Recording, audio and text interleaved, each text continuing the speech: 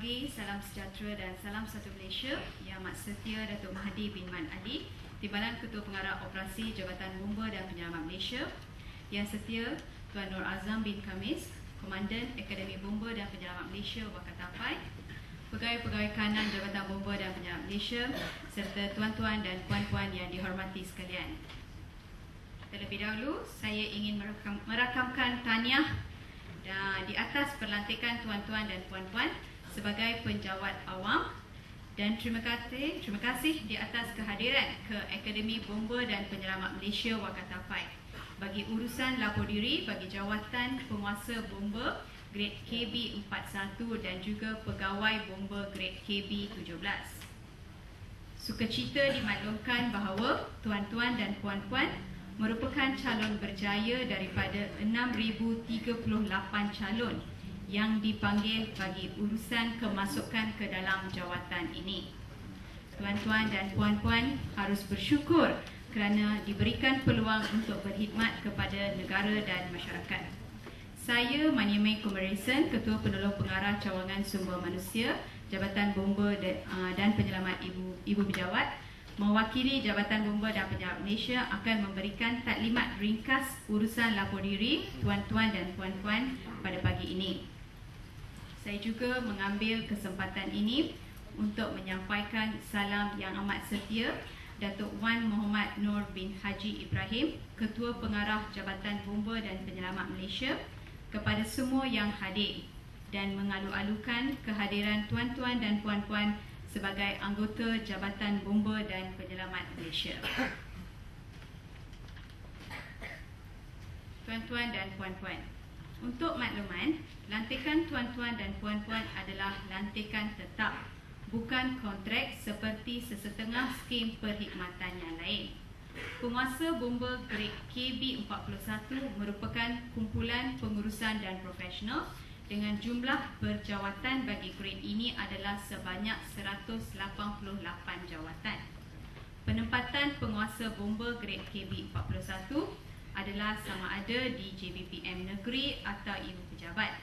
Manakala giliran tugas tuan-tuan dan puan-puan adalah mengikut shift antara 8 atau 12 atau 24 jam. Tuan-tuan dan puan-puan juga akan bersaing di kalangan tuan-tuan dan puan-puan dalam urusan kenaikan pangkat. Pegawai bomba grade KB 17 merupakan grade jawatan yang terendah di dalam perkhidmatan Jabatan Bomba dan Penyelamat yang berperanan sebagai barisan hadapan, frontliner. Ini bermakna tanggungjawab tuan-tuan dan puan-puan amat besar dalam penyampaian perkhidmatan core business jabatan, di mana tuan-tuan dan puan-puan adalah anggota penyelamat yang pertama dan utama akan turun padang menangani setiap operasi memadam kebakaran dan penyelamat. Giliran tugas mengikut shift antara 12 dan 24 jam.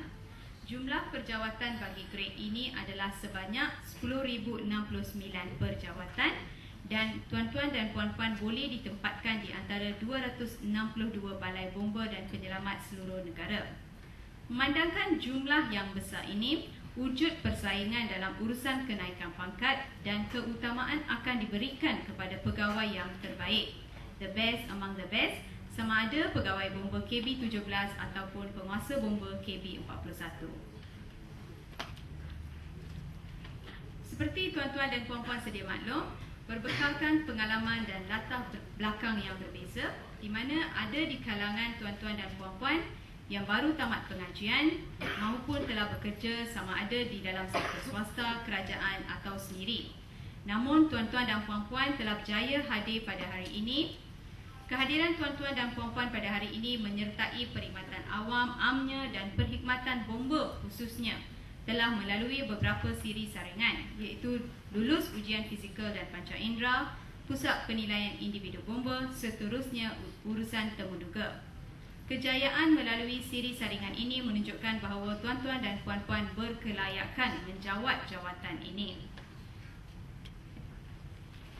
Untuk makluman tuan-tuan dan puan-puan, perlu melalui tempoh percubaan 1 hingga 3 tahun. Tuan-tuan dan puan-puan perlulah memastikan dokumen-dokumen yang tertera ini diserahkan kepada sumber manusia supaya dapat diproses bagi sah lantik dan sah perkhidmatan. Tuan-tuan dan puan-puan juga perlu hadir dengan jayanya kursus induksi, lulus peperiksaan yang ditetapkan, menghadiri dengan jayanya kursus asas sains kebombaan selama 4,5 bulan bagi KB17 dan kursus diploma lanjutan sains kebombaan selama 6 bulan bagi KB41 serta diperakukan oleh ketua jabatan supaya dapat disahkan dalam perkhidmatan.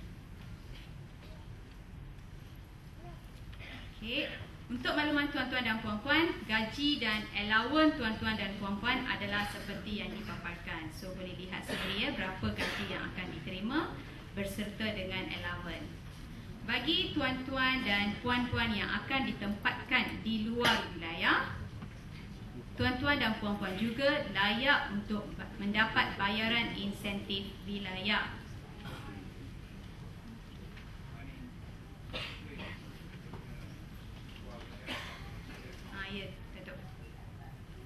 Tuan-tuan dan puan-puan juga akan mendapat bayaran insentif wilayah. Bayaran insentif wilayah maksudnya katakan tuan-tuan dan puan-puan ni dari Semenanjung ditempatkan di Sabah, Sarawak ataupun Labuan, tuan-tuan dan puan-puan akan layak untuk dapat bayaran insentif wilayah. Ataupun sama ada tuan-tuan dari Sabah, Sarawak atau Labuan ditempatkan di Semenanjung, tuan-tuan dan puan-puan layak untuk mendapat bayaran insentif wilayah. Okey. Bayaran insentif wilayah adalah 20% daripada gaji yang diterima bagi KB41, manakala bagi KB17 adalah 25% daripada gaji yang diterima. Okey, selain daripada bayaran insentif wilayah, tuan-tuan dan puan-puan juga diberi kemudahan tambang mengunjungi wilayah asal. Okey.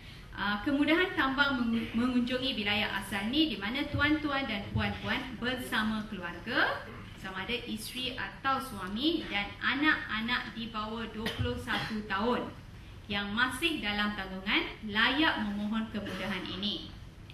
Okey, kemudahan ini hanya akan diberikan sekali dalam tempoh 1 tahun perkhidmatan pegawai di wilayah penempatan pegawai. Dan pegawai hendaklah berkhidmat sekurang-kurangnya 6 bulan terlebih dahulu di wilayah penempatan tersebut sebelum menggunakan kemudahan ini pada kali pertama.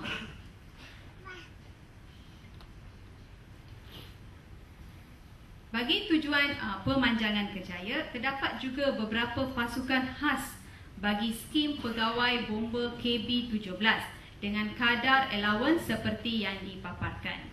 Allowance pasukan khas adalah seperti hazmat, scuba, EMRS, dock handler, quartermaster udara dan ketukangan. Okey, bagi kemudahan cuti, tuan-tuan dan puan-puan adalah layak untuk 25 hari cuti dalam setahun bagi penguasa bomba KB41. Ini bagi setahun ya. Dan pegawai bomba KB17 selama 20 hari dalam setahun. Ingin diingatkan bahawa tuan-tuan dan puan-puan adalah tidak layak cuti rehat semasa berkursus. Sama ada cuti rehat ataupun cuti kahwin, tidak layak ya. Dia tak ada cuti kahwin. Cuti kahwin kena ambil daripada cuti rehat.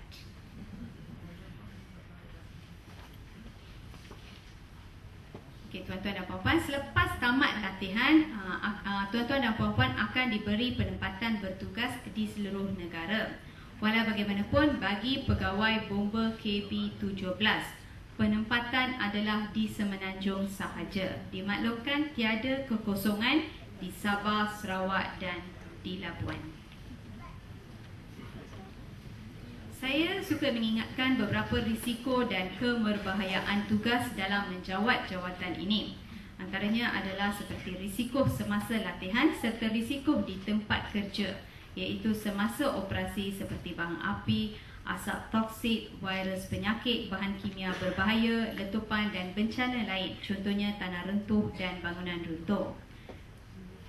Namun begitu, sebelum benar-benar layak menggalas tugas sebagai anggota bomba, bagi skim perkhidmatan penguasa bomba KB41, tuan-tuan dan puan-puan akan menjalani latihan bagi mendapatkan diploma lanjutan sains kebombaan selama 6 bulan, iaitu 3 bulan latihan amali dan 3 bulan latihan teori.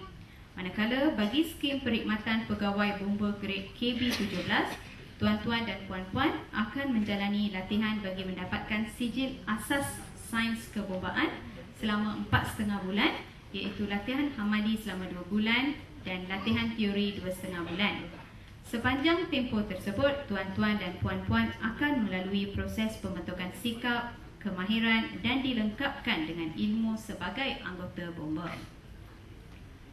Taklimat penuh kursus berkaitan tempat penginapan, peraturan asrama, perilaku dan disiplin akan disampaikan oleh Komandan Akademi Bomba dan Penyelamat Malaysia Wakatapai sebentar lagi. Ini adalah syarat potongan rambut rekrut bagi lelaki dan wanita sepanjang kursus seperti yang dipaparkan. Dari mula lapor diri dari hari ini, petang hari ini sehinggalah ke tamat latihan.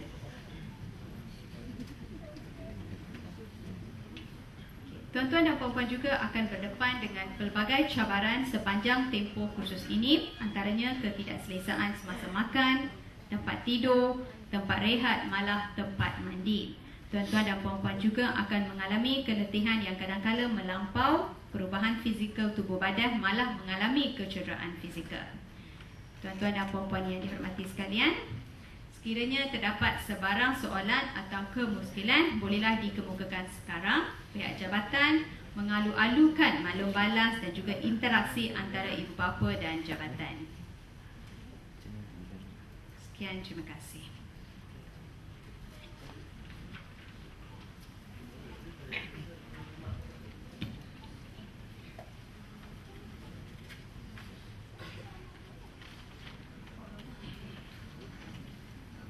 Jadi kepada tuan-tuan dan juga puan-puan, sebuah sedikit taklimat yang telah disampaikan oleh Encik Mani. Jika ada soalan nak disampaikan.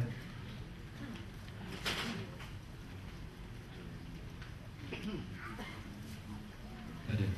Okey, bagi majlis mengucapkan ribuan terima kasih dan seterusnya majlis menjemput yang setia Penolong Pusurujaya Bomba Nur Azam bin Khamis, Komandan Akademi Bomba dan Penyelamat Malaysia Wakatapai untuk menyampaikan ucapan. Majlis dengan segala hormatnya mempersilakan yang setia tuan.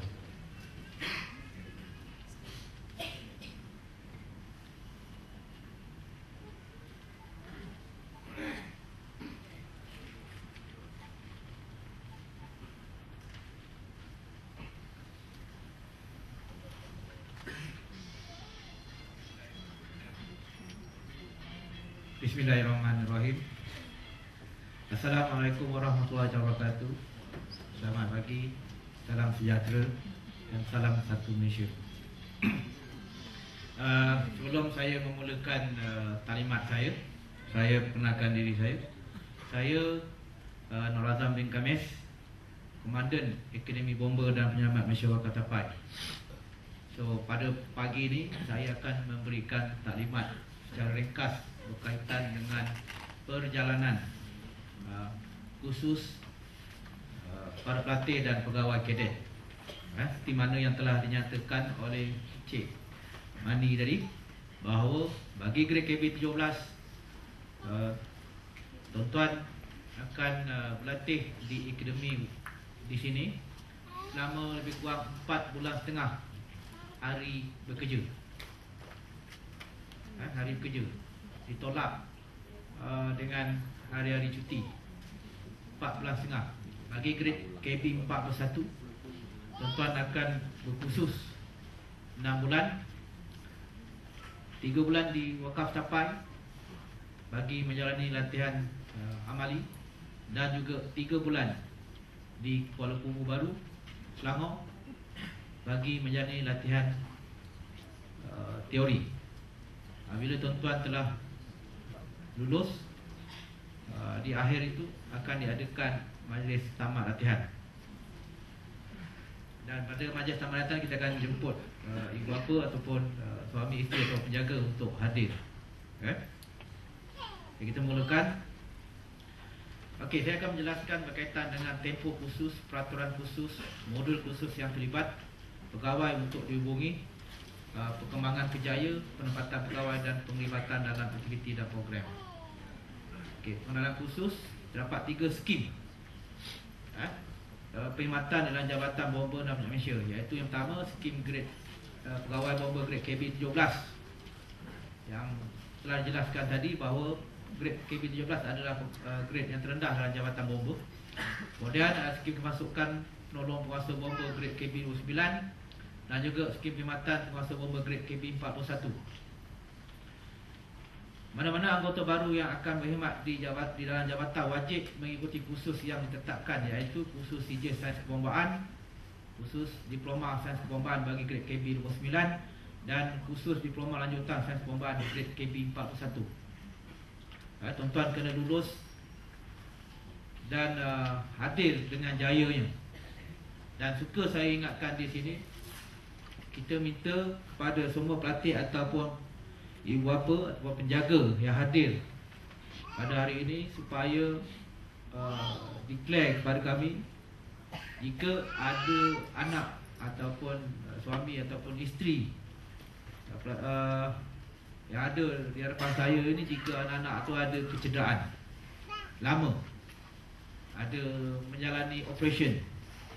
Bagi yang wanita pernah melahirkan anak, baru melahirkan anak, operation dan sebagainya. Ini kena jujur tuan-tuan dan puan-puan, sebab kita tak nak nanti dalam proses datang ini kecederaan tuan-tuan tersebut asalnya daripada sebelum masuk bomba, tapi lepas posting tuan-tuan claim bahawa kecederaan tersebut dialami di akademi ini. Kita tak nak. Untuk makluman tuan-tuan, saya nak menjelaskan pada tahun lepas 2011 seorang pelatih kita, orang kadet kita patah pinggang, jatuh. Ini saya nak jelaskan ni. Kalau rasa ragu-ragu lepas ni, boleh tarik diri. Sebab latihan kami, untuk makluman ibu bapa, kita bukan duduk dekat pejabat. Seperti mana terangkan oleh Encik Mani tadi, bahawa grade KP17 adalah frontliner, di hadapan. Orang yang bertugas di paling hadapan sekali. Kalau tentera tu dia paling depan sekali pegang senjata. Kalau bomba dia lah, dia akan pegang nozzle. So dia akan berhadapan dengan pelbagai risiko dan cabaran. So semasa latihan, untuk makluman ibu bapa, memang latihan kita bagi latihan yang keras. Bukan nak mendera, tidak, tapi latihan yang sesuai dengan kerjanya sebagai seorang pegawai bomba grade KB17. Yang membawa hos, yang mana api, yang menyelamat, yang memikul ataupun menyelamat membawa mangsa dan sebagainya. Jadi tahun lepas saya nak menjelaskan bahawa seorang pegawai kita patah pinggang, tapi sekarang okey lah, dah masuk besi. Kemudian seorang anggota wanita kita meninggal dunia sebab dia masuk dalam jabatan ni, dia mengandung, so dia tak declare, proses orientasi, anak dia gugur, and then dia cuti, kita bagi cuti, tapi dia meneruskan juga latihan dan di akhirnya meninggal. Okey, ini saya nak jelaskan lah. Jadi kita minta kepada pelatih-pelatih ataupun ibu bapa maklumkan kepada kami jika anak-anak tuan-tuan ada masuk besi, ada patah dan sebagainya. Sebab kami boleh trace, boleh dapat tahu petang ni juga. Kita akan buat exercise petang ni, so kita tahulah bahawa dia tu pernah masuk, ada masuk besi, dia akan declare. Tapi kalau boleh kita nak pada pagi ni, selepas daripada ni, maklumkan kepada kami, terutama di kaunter pendaftaran platoon ni, yang tekan saya ada besi dalam badan. Tahulah kita nak buat macam mana nanti. Bukan kita nak keluarkan besi, tidak. Kita takkan keluar besi yang dalam tubuh badan tu, tapi ada cara kita nak bagaimana tuan-tuan nak menjalani latihan. Okey, kursus CJ Sains Kebombaan bagi pegawai grade KB17 merupakan wajib dihadiri dan jayanya oleh semua pelatih-pelatih sebelum diserahkan ke dalam untuk dipostingkan. Dengan jaya hadir ni maksudnya kehadiran sekurang-kurangnya 90% dalam kursus dan lulus serta mempunyai tahap disiplin yang baik. Kerana ada di antara anak tuan-tuan ni yang ramai yang mokok ni kan. Ramai yang mokok. semasa latihan kami tidak benarkan merokok. Okey. So ada di antara anak tuan ni, jadi pengalaman kami lah, memang pakar menyuduk rokok. Yang lepas-lepas tu macam-macam cara dia buat. Kenapa kita tidak benarkan tuan-tuan merokok semasa latihan? Kerana latihan kita akan bermula pada pukul 5.30 pagi dah bangun, pukul 7 dah berlari, pukul 9 berkawat sampai pukul 4.30, pukul 5 berlari sampai pukul 7. Malam rehat, selepas makan isyak ada latihan lagi. So kita memerlukan fitness tuan-tuan yang pada tahap yang terbaik. Jadi kita tidak benarkan tuan-tuan merokok semasa latihan. Okey, jadi pada yang merokok, kena ingatlah, suka saya ingatkan bahawa kami tidak akan berkompromi jika tuan-tuan didapati merokok. Kita akan bertindakan terhenti. Ingkar perintah. Kemudian syarat utama pelantikan, tuan-tuan punya SPM, kelayakan diterima oleh kerajaan, lulus ujian fizikal dan panca indera, dan lulus temuruka lisan. Jadi tuan-tuan dah lulus ujian fizikal. Jadi kami pun akan, untuk maklumat pada pelatih, kita akan tengok juga fizikal tuan-tuan lagi sekali. Maybe pada masa itu, masa temuruka yang lepas, tuan-tuan tidak mengalami kecacatan, tapi dalam masa menunggu surat panggilan, tuan-tuan cedera lah, kadang-kadang ada mengalami penyakit kulit, pusat menanah. Yang lepas tu ada pusat menanah, tuan-tuan datang sini dah pusat dia menanah, lepas tu dia claim kita buat dia pusat dia menanah. Macam mana nak berjalan latihan kalau pusat tu menanah? Pusat macam budak baru lahir menanah tu. Jadi kita tak nak kes-kes itu. Dan yang kedua, ada di antara pelatih ni mengalami penyakit kulit. Senang kata bahasa kampung dia, kuap. Macam-macam kuap. Kuap ular lah, kuap. Saya pun risau juga. Orang cakap, orang tua-tua cakap kalau kuap ular ni dia bertembung nanti buat mati. Ya tak ya pun saya tak tahulah. Saya tak pernah kes dengan orang dunia ni kan. Tapi kita pun, yalah, paling kurang kalau tak ada ubat tu, kita ambilkan limau, ambilkan apa ni, belerang, kita sapu lah. Jadi kena declare kalau ada penyakit-penyakit kurap ke apa ke, kena maklumkan kami. Sebab kita tak nak pasal dia seorang semua penyakit kurap balik. Okey. Calon yang berjaya akan dilantik oleh Suruhanjaya Perkhidmatan Awam. Tuan-tuan telah lantik. Kemudian pada pendaftaran pagi ini, tuan-tuan akan proses pengesahan pelantikan yang akan diuruskan oleh pihak wakil daripada ibu pejabat di kaunter 2, iaitu berkaitan dengan gaji dan sebagainya. Untuk pengesahan pelantikan dan juga urusan gaji. Dan tentang urusan gaji ni, suka saya ingatkan bahawa tuan-tuan memang ada di antara tuan-tuan ni yang mempunyai buku bank. Dan bapak-bapak ni penyayang kan, anak lahir terus buka buku bank, isi sekali je. Lepas tu sampailah sekarang tak pernah diaktifkan. Jadi itu masalah bukan masalah pada kami, masalah pada kamu nanti, pada pelatih. Kerana apabila gaji nanti masuk dalam akaun, maka kita tidak boleh nak membayar. Kita boleh bayar, tapi kamu tidak boleh mengambil duit kerana akaun tidak aktif. Jadi pada hari ini, kalau rasa-rasa akaun tu sejak zaman baru lahir dulu, kita ada kaunter bank, bank tu buka, bayar RM5. Janji aktif, dibuka, so senang besok gaji 2 bulan, lebih kurang 2 bulan. Paling cepat 2 bulan, paling lambat 4 bulan gaji. Okey, gaji pun dah besar ke 17,900 lebih. 4 bulan kat sini, kumpul tak apa. Untuk maklumat tuan-tuan, makan minum di sini ditanggung oleh kerajaan yang berkhusus. Tak perlulah tuan-tuan nak bayar makan. Makan 5 kali sehari.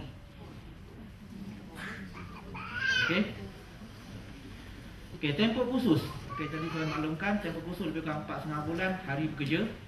Sepanjang tempoh 4,5 bulan, semua pelatih wajib mengikuti semua modul khusus yang ditetapkan tanpa pengecualian untuk disahkan dalam perkhidmatan. So tadi telah jelaskan bahawa masa berkursus tuan-tuan tidak boleh bercuti, ya, tidak layak untuk bercuti. Pak Imah cuti kahwin pun. Sebab ada di antara, saya tahu strategi tuan-tuan untuk anak tu duduk dekat kampung halaman tu, dikahwinkannya dulu dalam proses ni. Jadi kita tidak akan layan. Jadi kalau nak kahwin tu, nak nikahkan tu, bawa lah pengantin perempuan tu datang nikah dekat akademi ni.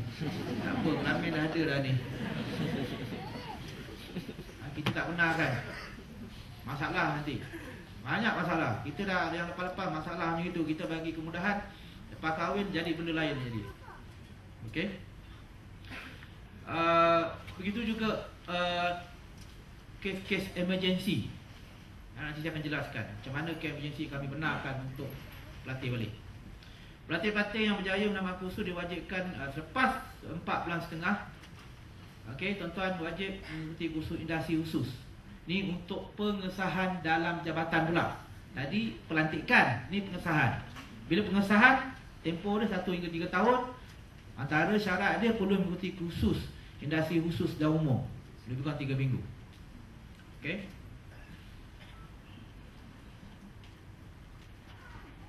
Sepanjang berkursus, pelatih akan terlibat dengan program-program anjuran jabatan negeri, persekutuan dan sebagainya lah, supaya seimbang dengan latihan untuk mengelakkan tuan-tuan rasa stres. Kita juga akan membawa tuan-tuan untuk melibatkan diri dengan aktiviti sosial. Maksudnya bukan pada hari berkursus, tidak, pada hari weekend, hujung minggu.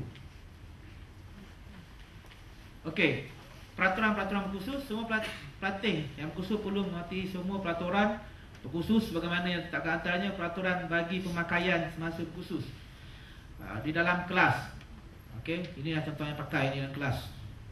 Okey, semasa latihan amali kita akan bagi tuan-tuan pakaian amali. Semasa latihan jasmani, pemakaian semasa di dewan makan. Di dewan makan kita tidak benarkan tuan-tuan memakai slipper, kasut kawat dan sebagainya. Kita akan bagi kertas maklumat tu kepada tuan-tuan secara detail. Okey, pemakaian di luar kawasan akademi. Ini ada 5 cara berpakaian yang berbeza. That's why tuan-tuan akan diberi pakaian, bukan free, pakaian tuan-tuan kena bayar lah. Okey, dalam tu kita dah maklumkan. Peraturan bagi kekemasan diri, rambut dipotong lelaki tapak nombor 2. Tapak nombor 2. Ada yang dah tapak nombor 2 dah. Okey. Setiap 2 minggu tuan-tuan kena potong. Kita akan bagi tuan-tuan mesin potong rambut, tuan-tuan potonglah sendiri. Yang penting kami cek mesti tapak nombor 2. Okey, janggut dicukur setiap hari, tidak ada misai, sideburn dipotong kemas setiap hari. Okey. Bagi wanita kekemasan diri, pemotongan rambut adalah sebagaimana berikut. Gambar tadi dah ditunjukkan. Bagi yang Muslim, wanita Muslim wajib pakai tudung. Walaupun rambut pendek, tuan-tuan wajib pakai tudung. Dan bagi yang non-Muslim, kita galakkan juga menutup kepala semasa latihan. Okey. Sebab apa wanita perlu gunting rambut? Untuk maklumat tuan-tuan, kita pun tak tahu keadaan panjang rambut calon wanita. Pernah sekali saya dapat pelatih rambut dia daripada ujung kepala sampai ujung kaki. Okey, macam mana nak cuci rambut dia setiap hari? Kerana latihan tuan-tuan, bila tuan-tuan berada di luar, keadaan cuaca dia macam ni lah, daripada pukul 7 pagi sampai pukul 4.30 petang. So, waktu tengah hari tak ada masa you nak rehat. Kalau rambut panjang macam tu, pertama sekali tuan-tuan, ialah untuk kesihatan tuan-tuan yang wanita ni, kita nak tanya macam mana nak cuci. Nak pakai dryer. Kalau rambut panjang sampai ke ujung kaki tu, berapa jam nak kering rambut? Dan bila rambut panjang ni, bila pakai tudung, berada dalam keadaan panas ataupun memakai pakaian keselamatan, kita bagi tuan-tuan helmet, safety helmet. Pertamanya, tuan-tuan akan dapat kepala tu kemomo ataupun kurap rambut panjang. Jadi kita tak nak perkara tu berlaku pada tuan-tuan. Besok rambut biasa panas ni, memang siapa yang tak pernah berjemur di tengah panas ni, pertama kali saya percayalah, Nanti kita akan panggil tuan-tuan, ibu bapa ni 2 bulan lepas daripada hari ni kita akan panggil. Tengoklah kenal tak anak sendiri.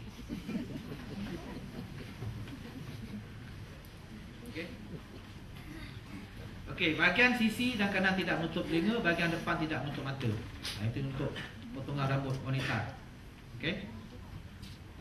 Contoh dia lah. Tadi mana tadi? Yang lelaki nampak nombor 2. Yang perempuan lebih kurang macam ni lah. Okey. Yang perempuan ni kita tak gunting sendiri, kita akan hantar kedai supaya kalau kita gunting jadi benda lain pula. Okey, peraturan bagi ketepatan masa wajib hadir aktiviti kelas datang 10 minit lebih awal. You kena prepare, berada 10 minit lebih awal. Saya tak nak nanti bila jurulatih ataupun tenaga pengajar ataupun penceramah hadir, kamu tidak hadir. Kamu masih lagi berjalan, tergigih, tak mau. Dalam kejabatan bomba ni, untuk makluman tuan-tuan, masa adalah paling bernilai bagi kamu. Lambat seminit, kemungkinan kalau operasi lambat bukan seminit, sesaat pun akan menyebabkan kematian. That's why dalam masa 4 bulan setengah ini, tuan-tuan diterapkan bahawa masa itu adalah emas, kata patah orang tua. Masa itu penting. Before 10 minutes, you mesti berada di lapangan. Kena berada di lapangan. Tak kira lah macam mana kamu nak bergerak, 10 minit sebelum keluar mula, you mesti dah ready.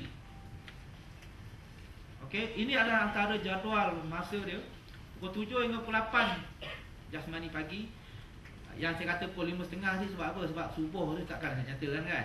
5.30 mesti dah bangun dah. Kerana untuk makluman tuan-tuan, bahawa bagi yang Muslim, sembahyang 5 waktu memang wajib bagi kita. Tapi sembahyang jemaah wajib 5 waktu di sini. Siapa yang tidak mengikuti sembahyang jemaah ni, kita akan denda lah tuan-tuan. Ada denda dia. Denda dia bukan apa, denda dia so kita buat exercise lah lebih lah. Orang lain buat 100, dia buat 500. Bukan kita tak bagi makan, tidak. Kita bagi makan, sambil denda tu bagi makan lah. Okey. Sembahyang jemaah wajib 5 waktu. Siapa yang tak pernah sembahyang jemaah, rasalah kat sini. Dan untuk makluman ibu bapa juga, mana-mana anak yang tidak pernah sembahyang, kita akan ajar sembahyang. Yang Muslim lah, kita akan ajar cara basic. Yang risau, lain daripada latihan fizikal, kerohanian pun kita akan ajar. Okey, sarapan pagi pukul 8 hingga pukul 8.45. Sebab tu tadi risiko dinyatakan, risiko masa, risiko makan. Tuan-tuan kena atur diri. Dulu tuan-tuan mungkin tidur pukul 4 pagi, 3 pagi, hulu kilir dan motor ni mesti ada mak rempit ni. Sekarang tak ada. Bila tuan-tuan masuk sini, kita tetapkan pukul 11 mesti tidur. Wajib tidur. Kita akan cek. Tuan-tuan akan dijaga oleh warden. Warden akan cek bilik-bilik sampai tuan-tuan dah tidur belum. Pukul 5 kena bangun. Sebab tuan-tuan nak mandi dan sebagainya. Sebab bilik tuan-tuan, kita bukan style dorm. Kita bilik ibarat macam bilik hotel, tapi tak sampai macam hotel. Satu bilik kongsi 2 orang. Satu bilik air. Standardnya dekat jabatan bomba ni, 2 khusus dekat orang tapai. Satu bilik kongsi 2 orang. Macam kadang bilik hotel. Tapi janganlah harapkan macam bilik hotel. Maklum sajalah bilik tidur pelatih kan. Untuk makluman tuan, kita baru pelatih yang terakhir 2 bulan lepas, sebulan lepas baru lapor diri. Jadi keadaan bilik tu terimalah seadanya. Kita tidak akan bentangkan kapet, kita tidak akan pasangkan cadar tuan-tuan. Tidak ada pembantu rumah, tidak ada pembantu dan sebagainya. You masuk bilik, you kemas sendiri bilik, you bersihkan sendiri bilik you dan sebagainya. Saya nak jelaskan, siapa yang ada anak manja di sini, anak mak duduk bawah ketiak mak, makan sesuap, tidur pun lepas tidur pun mak yang kemas katil, tilam, cadar dan selimut dan sebagainya. Minta maaf lah kat sini tak ada lah. Kat sini kena buat sendiri. Okey. Okey, kelas pukul 9 sampai pukul 10.30 minum lagi. Lepas tu sambung kelas pukul 11 sampai 12.45. Pukul 12.45 sehingga pukul 2, itulah waktu makan dan waktu solat. Okey. Sambung kelas pukul 2 sampai pukul 4.30. 4.30 sampai pukul 5.30. Waktu solat asar, lepas tu minum lagi. Okey, lepas tu latihan jasmani lebih kurang pukul 5.30 hingga pukul 6.30. Lepas tu pukul 8.30 rehat solat maghrib, makan malam. Lepas tu 21 pukul 9 malam rehat ataupun latihan ataupun kelas jika ada. Okey. Dan untuk makluman pelatih juga, mungkin tadi yang biasa tidur lewat dia tak ada masalah. Ada antara pelatih ni yang tidur awal. Dia biasa dah pukul 9 malam dia tidur, pukul 10 malam dia tidur. Dekat sini kita akan train tuan-tuan, masa tidur tetap pukul 11. Ada masa tak tidur langsung. Sebab apa? Kenapa kita train tuan-tuan? Sebab apabila keadaan operasi sebenar, tuan-tuan akan paling kurang 2 jam pergi operasi. Paling kurang. Pergi padam api paling kurang ni. Pergi padam 2 jam. Jadi kita train tuan-tuan untuk bekerja tidak mengira masa, tidak mengira waktu. So, nanti malam kita akan buat roll call tuan-tuan. Dia panggil roll call untuk biasa, supaya tuan-tuan dengar lonceng kat balai nanti pak jaga. Tak adalah nak pergi api orang nak kejut kan. Tak ada. Pergi api dengar lonceng, biasanya anggota kita ni biasa dengar lonceng pak dia tahu dia akan bergegas turun ke jentera untuk pergi, kerana kita ada masa kita untuk pergi api keluar jentera tu berapa second. So tidak ada masa nak kejut lah, nak segigi lah, tak ada. So kat sini kita akan train tuan-tuan dipanggil roll call. Kita tak nak nanti tuan-tuan tidak bila pergi ke balai apa tu roll call tidak diajar dan sebagainya. Kita ajar tuan-tuan macam mana apa yang dikatakan roll call, panggilan baris.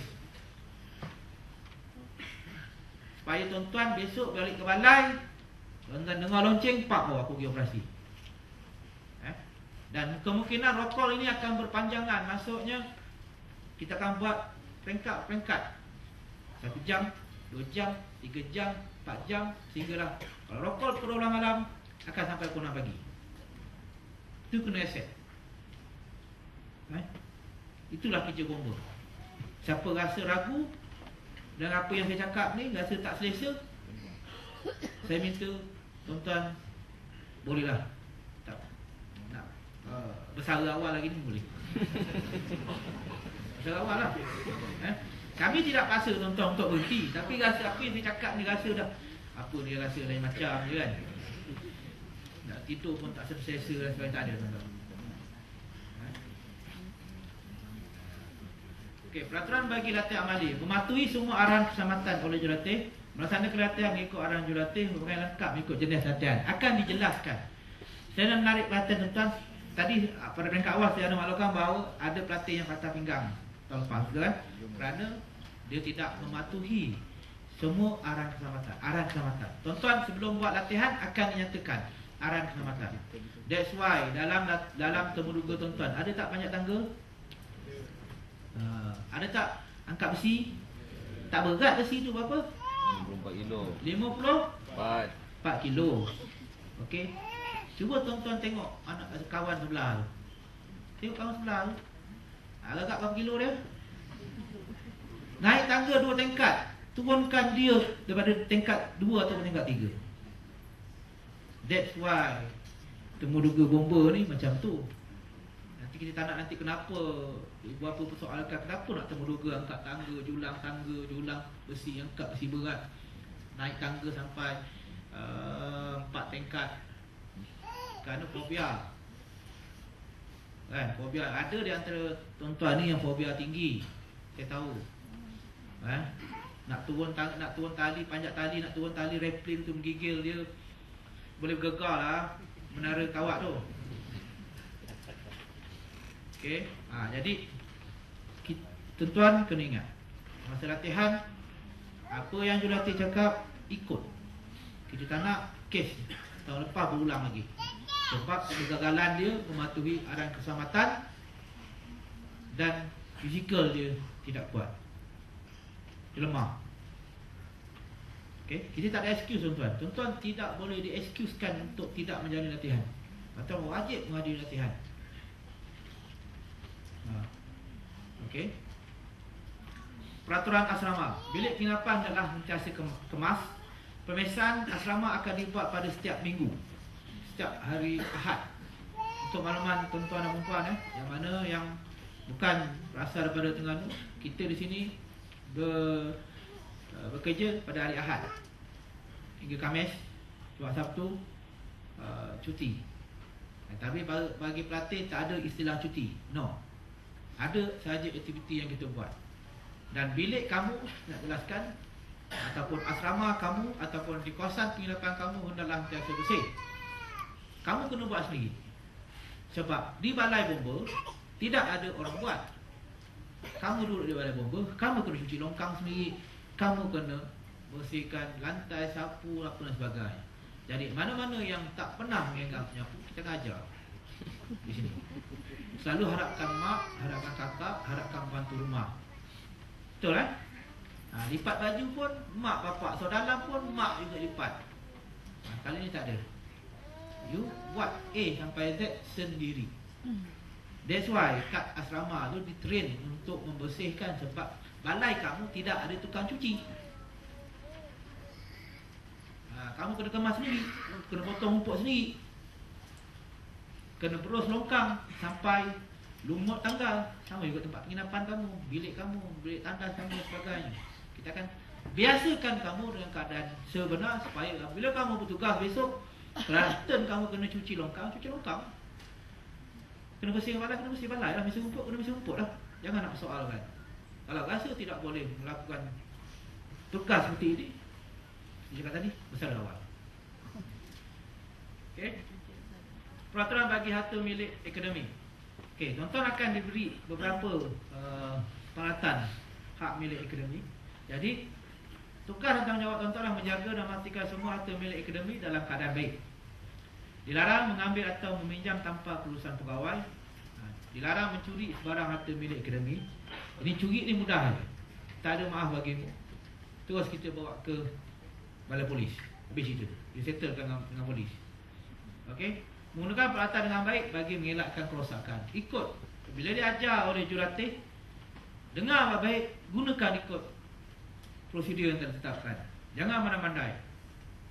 Mungkin antara kamu ni yang pernah mengikuti sebagai sukarelawan seperti JB3 dan sebagainya. Saya tidak akan ambil perhatian lah kalau tuan-tuan pernah ikut JB3 itu lain. Masuk bomba, no. You kena ikut cara kita. Walaupun kamu dah tahu, mungkin kamu tahu-tahu saja, tapi di sini kita akan bagi detail sebab kamu akan menggunakan peralatan tersebut, terutama yang bagi grade KB17. Bagi grade 41, dia bertanggungjawab untuk mengetahui keseluruhan dari segi pengurusan sampailah kepada risiko yang dihadapi jika menggunakan peralatan. Okay. Peraturan di luar kawasan akademi. Sampai satu masa tuan-tuan nanti akan diberi outing. Diberi outing ataupun tuan-tuan akan dibawa untuk melakukan aktiviti-aktiviti sosial. Maka ini adalah peraturan. Memakai pakaian ditetapkan oleh akademi. Okay, kalau cuti malam, janganlah pergi ke tempat-tempat malam, pub, disco, perhimpunan haram, drama politik dan sebagainya. Dapat ditangkap atau kena tangkap. Macam lepas hari Sabtu kat KL tu, kalau kena tangkap, lebih baik kita awal lah. Okay, dilarang terlibat dengan penyalahgunaan bahan-bahan terlarang. Untuk makluman tuan-tuan, saya tak tahulah, harap tak ada lah dalam kumpulan ni. Yang lepas tu ada, konon last party, jumpa rakan-rakan belanja, ambil pil lah sebiji seorang kata dia. Atau pil kuda lah, pil apa. Sekarang ni pil kuda kan, pil lembu belum lagi. Pil kuda. Siapa dapat tangkap, jabatan tidak akan berkompromi, kita akan buang. Tuan-tuan. Okay, kita akan buat saringan. Kita nak bahawa dalam jabatan bomba ini bersih daripada penyalahgunaan bahan-bahan terlarang. Okey, modul khusus. Sebanyak 13 modul wajib dihadiri dengan jayanya. Modul kawat kaki, kawat operasi, peralatan pemadaman, peralatan menyelamat, tali, ikatan dan peralatan. Tali ni kenapa? adalah wife. Kita nak ajar tuan-tuan untuk menyelamat sebagainya. Okey, bukan tali untuk gantung diri. Alat pernafasan, mencari dan menyelamat, operasi kebombaan, penyelamatan, pengurusan kebombaan, keselamatan kebakaran, penyiasatan kebakaran dan kejuruteraan. 13 modul yang akan diajar kepada kamu. Dan untuk makluman tuan-tuan dan puan-puan sekalian, bomba ini, Jabatan Bomba berorientasikan kejuruteraan kebanyakan. Kami bukan berorientasikan sastra, tidak, syair tidak. Dia banyak kepada kejuruteraan dan sains. That's why yang syarat kelayakan dia sekurang-kurangnya tuan-tuan kena wajib lulus sains, ataupun kalau bagi yang terus bagi SPM. Pegawai untuk dihubungi, ni komandan ni. Katiklah nombor, tapi kalau boleh untuk makluman tuan-tuan, saya tak larat menjawab telefon kan. Jangan bawa masuk lagi ni, besok telefon saya. Okey, catatlah nombor ni. Pertama sekali, komandan tu 012-915-0308. Kemudian yang kedua, penyelaras bagi grade KB17 Abdul Hamid bin S. Abdullah 013-73-00-994. Kemudian penyelaras bagi grade KB41 Tuan Lidalman bin Abu 016-21-77-994. Saya minta kerjasama kepada ibu bapa dan penjaga dan sebagainya. Janganlah salah gunakan nombor kami untuk mempromosikan apa-apa. Okey. Hanya kes-kes yang melibatkan kecemasan sahaja. Okey, saya nak menjelaskan di sini bahawa kes-kes kecemasan para pelatih dibenarkan balik. Kita akan hantar, kita akan ambil. Pertamanya, kematian. Kematian yang kita bagi balik, kematian ibu bapa. Agak tak ada lah. Pertama,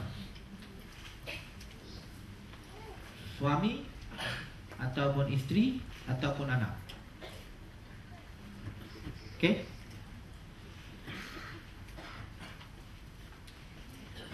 Kahwin tak ada. Kalau ada kes mahkamah, kita tengok. Kes mahkamah tersebut biasanya boleh ditunda. Dan saya ingin mengesyorkan kepada ibu bapa, janganlah waktu masa latihan ni masa untuk membagi harta pusaka lah.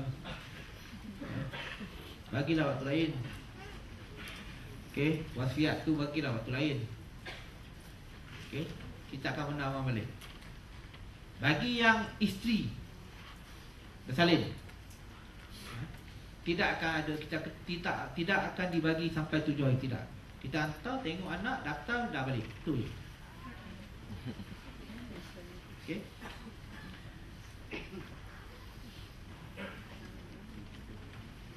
Dan kami tidak akan melayan panggilan berkaitan dengan untuk penempatan. Penempatan bukan kami yang menentukan, dan sebarang penawaran ataupun apa-apa tawar-menawar berkaitan dengan penempatan, kita tidak akan layan. Jabatan tidak akan layan. Tuan-tuan bagi grade KB17 dalam Semenanjung sahaja, tak akan pergi ke Sabah Sarawak. Grade 41 boleh ke Sabah Sarawak lah buat. Jadi siapa rasa ragu, boleh saya rawat. Kalau tak nak ke Sabah, tak nak ke Sarawak, okey. Pada saya sama je. Sabah Sarawak pun tak kisah, sebab kat sana pun ada beras. Cuma kalau Sarawak tu dapatlah makan beras Bario kan. Kita takkan hantar tuan-tuan ke Sweden yang tak ada beras tu. Semenanjung Malaysia ni ada, tak masalah. Okey, perkembangan kejayaan. Perkembangan kejayaan dalam Jabatan Bomba amat meluas dan tidak terhad. Okey, peluang pengembangan kejayaan antaranya tuan-tuan tadi mana cakap tadi, peluang naik pangkat, apa ni, antara yang terbaik, best of the best. Okey, peluang menjadi AQM pesawat, ada elan telah nyatakan tadi. Okey, menguasai pasukan khas jabatan, ada elan khas. Okey, memasuki unit-unit khas dan jabatan. Siapa yang jadi K9, Okey. Siapa nak jaga apa ni unit rim motor besar, smok jumper, pasukan khas di stop dan sebagainya. Okey, tuan-tuan ada diberi kelaikan untuk menyambung pelajaran dengan kendaraan ketua jabatan. Jika mana-mana yang ingin menyambung pelajaran, dia beri cuti. Mengikut bukan cuti sepanjang pengajian, tidak. Okey. Okey, penempatan pegawai. Okey, penempatan pegawai akan dilaksanakan selepas berjaya menambah khusus. Okey, penempatan ini dibuat oleh pihak pengurusan ibu jabat. Penempatan sama ada di balai bomba, ibu jabat negeri, cawangan dan unit bergantung kepada keperluan dan kekosongan. Semua pegawai harus, bukan kata harus, wajib dengan penempatan ini. Okey, tidak ada excuse dan sebagainya. Penglibatan di dalam program dan aktiviti. Okey, untuk mengelakkan tuan-tuan stres, kita juga ada buat aktiviti-aktiviti kemasyarakatan bersama dengan masyarakat sekeliling. Kita duduk dah menumpang tempat orang ni, jadi kita kena tolong jugalah kan kat Negeri Terengganu ni. Ada aktiviti-aktiviti yang diajukan oleh kerajaan negeri, daerah atau kampung pada hari weekend. So untuk mengelakkan tuan-tuan stres, inilah kita bawa tuan-tuan. Okey. Okey, antara program cadangan bomba, peraisan hari bomba, Rasul, sukan, budaya batin, larian 16 km. Okey. Drama, kempen demam darah dan sebagainya. Harapan dan komitmen. Akademi sebagai peneraju institusi latihan kebombaan, komited melaksanakan tugas dan tanggungjawab dalam tidak untuk latihan padam api. Peringkat awal kita letak di dalam tuan-tuan dalam kontainer. Lepas tu bila tuan-tuan dah biasa dalam keadaan api, kita akan letak buat latihan di bangunan 6 tingkat yang kita ada. Jadi tuan-tuan perlu ada mental dan fizikal yang kuat dalam latihan ini. Okey, latihan kawal operasi kebombaan. Tuan-tuan, kalau anda lihat kos kita lebih kurang buat ada 15 kilo. Tuan-tuan kena bentang hos. Sebab kekuatan tangan diperlukan. Sebab tu tuan-tuan nanti tiap hari akan bumping untuk kuat tangan dan bau. Kemudian menegakkan tangga. Tangga ni lebih kurang 400 lebih kilo dia. 4 orang angkat tegak, 2 orang tegak tangga, 2 orang pegang tangga. Tidak terkecuali dengan wanita. Okey. Wanita tidak ada excuse. Kalau kena pikul tangga, pikul tangga. Tuan-tuan akan dilatih nyelamat di air. Siapa yang fobia air, kita tahu ada fobia air ni. Tapi keselamatan tetap dia ada. Kita akan campak tuan-tuan dekat laut, kita berenang ke pantai. Macam mana nak jadi penyelamat? Kalau tak nak nyelamat apa ni, nak tak berenang macam mana? Banjir selalu berlaku kat Malaysia ni. KL tu tiap minggu banjir kilat. Kita kalau banjir termenung tak apa, ni banjir kilat ni. 3 jam 4 hujan macam tu kat Perak itu hari hujan. Kan? Siapa Perak? Orang Perak ada. Kat kawasan Ipoh ke apa? Kampung apa tu? Nampak 3 jam hujan penuh sampai bumbung lah. Macam mana kamu nak menyelamat kalau kamu tak boleh nak mengawal diri bila berhadapan air? Jadi kita akan train kamu macam ni. Okey? Tapi kita bagilah keselamatan, bukan tak bagi.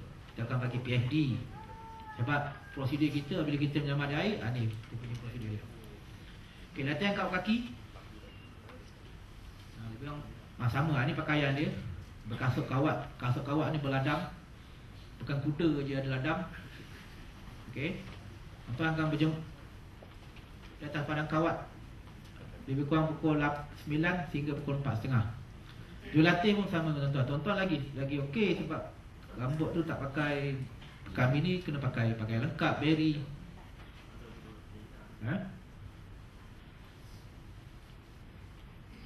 Kalau rasa tak boleh nak mengikuti, okey, kita tak nak tuan-tuan tunggu lama-lama. Okay, bolehlah. Kalau rasa berat tengok. Okey. Okey, latihan pembiasaan pemakaian alat pernafasan. Ini adalah alat perlindungan paling utama kita apabila kita melawan api atau asap. Masa berhadapan dengan asap, untuk mengelakkan keracunan ada asap dan sebagainya, kimia.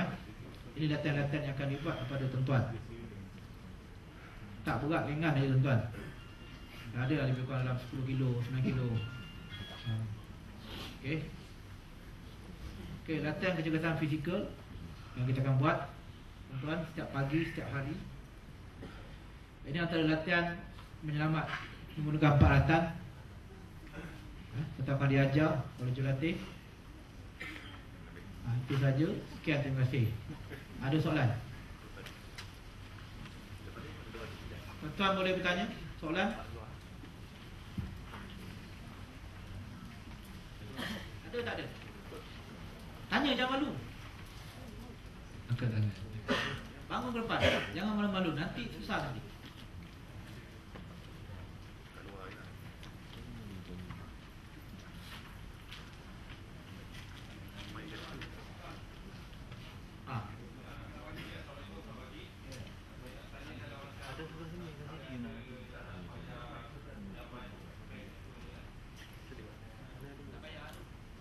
Okey, bagi mana-mana yang ada nak melunaskan bayaran pinjaman dan sebagainya semasa kursus, tuan-tuan jangan risau. Kita ada unit yang akan bertanggungjawab untuk membantu tuan-tuan. Yang penting tuan-tuan serahkan duit, nombor akaun yang perlu dibayar, nama bank. So kami akan uruskan. Dan buktinya resit pembayaran itu akan diserahkan kepada tuan-tuan. Okey.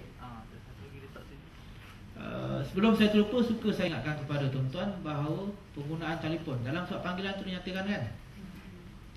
Jadi tolonglah telefon tu kalau ada serahkan kepada kami ataupun serah kepada keluarga. Kami yang faham. Kita nak tuan-tuan sebab apabila tuan-tuan punya telefon, dia akan mengganggu tuan-tuan. Terang cakap, dia akan mengganggu. Pertamanya telefon mak lah, telefon ni lah, berat, panas lama, gitulah ini. Telefon isteri, telefon keluarga, telefon anak, isteri telefon abang, ayah, anak sakit lah itu. Jadi tuan-tuan tak akan fokus kepada latihan. Kita bagi telefon, ada masa kita akan bagi telefon tuan-tuan. Penggunaan telefon tu dibagi.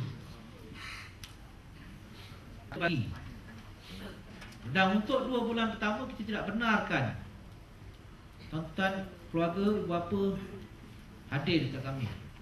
Sebab 2 bulan pertama ni adalah 2 bulan yang paling kritikal sekali.